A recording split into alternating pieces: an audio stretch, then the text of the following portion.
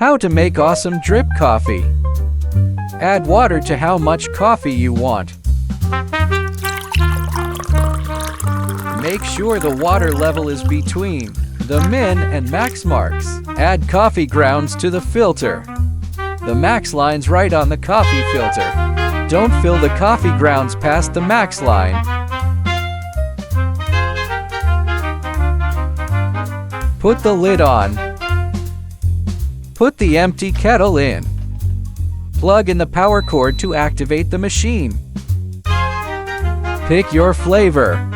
Press the on-off button once to start heating for drip coffee. Just wait for the coffee to brew. If you need to stop the machine mid-cycle, just press the on or off button. When the brew's finished, the machine beeps and goes into warm mode on its own. Now you have a great cup of coffee. Press the on or off button to exit heat preservation mode when finished. Enjoy your coffee time.